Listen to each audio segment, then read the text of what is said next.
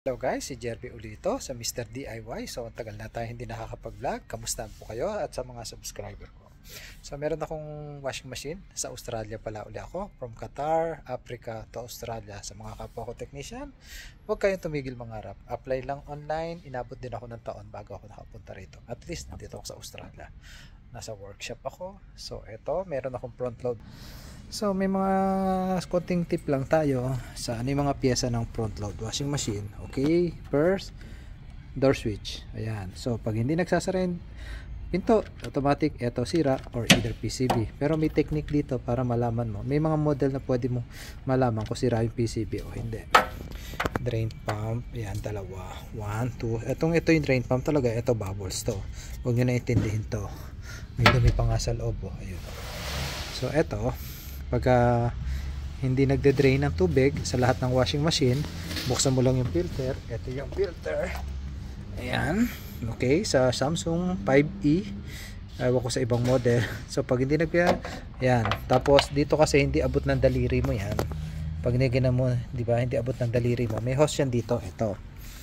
Ayan, ito yung hose ng tab. Ayan, hose tab. Nandito yan, may limit, may coins. So ang gagawin mo, pag hindi pa rin nagde-drain, kahit malinis to, naandar naman yung pump mo, pag kung halimbawa malakas pa rin, tingnan mo to, baklasin mo yan dito. Ito, natatanggal to. Sa most of the brand, plastic lang. Kasi nag-cost cutting na sila. Yung para may cover na plastic lang. Ito, bakal pa, lumang model eh. Ihiga mo, pakanan, wag po pakaliwa. Kasi pag hiniga mo yan pakaliwa, ayan yung forma niyan. So, di ba, ganyan yung washing machine. Hiniga mo yung pakaliwa, babalik yung coins sa loob ng tab. Kaya higa mo pa kanan. Pero pag hiniga mo pa kanan, tanggalin mo yung drawer.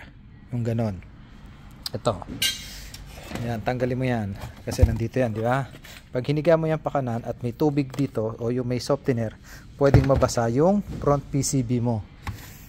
Ito, yan, pwede mabasa yan. Kaya ang higa lagi, tanggalin drawer pa kanan. Okay, pag hindi nagde-drain yan, pressure switch, ito 4E ang sa Samsung, 4E, 4C, yan, ewan ko sa ibang brand.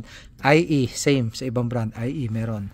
So pag hindi napasok ang tubig, napupuno, barado yung hose, yung pressure hose. Ito yung pressure hose, yung itim na maliit na nakakonekta dito. Pag napasok ang tubig at tinapon niya uli, sira to. Okay, dalawa yon ha. May, ewan ko sa ibang brand, pero mostly pag napuno yung tab mo, nagkarga siya, napuno yung tab mo sa loob ng tubig, barado yung pressure switch. Ito, yung hose, hipan mo lang yan. Hipan mo dito sa dulo. Ito yan. Hipan mo para matanggal yung bara. So, balik mo. Tapos, pag ganun pa rin, ibig sabihin, may possible de sira, pero malimit, barado lang yan. Pag karga at tinapon niya, palitan mo na to. Pag hindi apektado yung PCB. Okay? Ito yung thermistor, yung para sa init. Yung thermistor niya.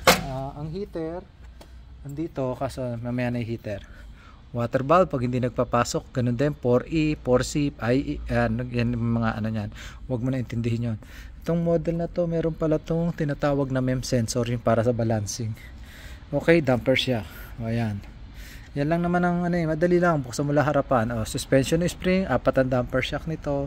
So yun yung mga basic parts ng washing machine, pressure switch, drain pump, at door switch ang common issue sa customer. Inverter na rin to. Ito yung PCB niya. Inverter type yung motor niya. Pero meron na rin sa Pilipinas malimit, ano na rin eh. Yung sa heater, connection. Pagka nag-error yung heater mo, ang gawin mo, i-turn off mo na lang yung heater.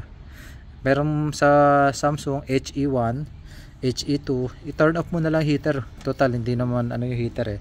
Pero kung talaga importante sa'yo, paggawa mo, i-turn off mo lang, hindi na mag-error yun. Kasi nagloloko yung sensor nito o yung mismong heater.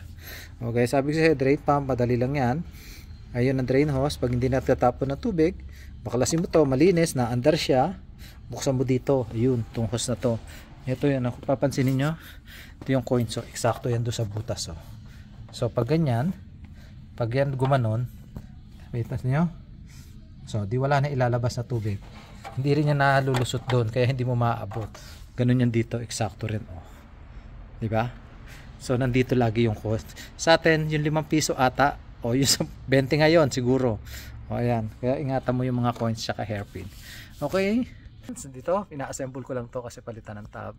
So, ganito sa Australia. Per ora ang labanan dito. ng trabaho, pero pwede ka rin naman umuwi na maaga pag tapos ka na doon sa trabaho binigay sa'yo. So yung mga nangangarap mag-Australia, okay lang, ano lang yan, tiyaga-tiyaga lang kaka-apply. Huwag po kayo mag-apply, mahiya. Online lang naman yan, pasa mo lang na pasa resume, basta katugma doon sa trabahong ina-applyan mo. Okay, sa susunod na video ulit. Thank you.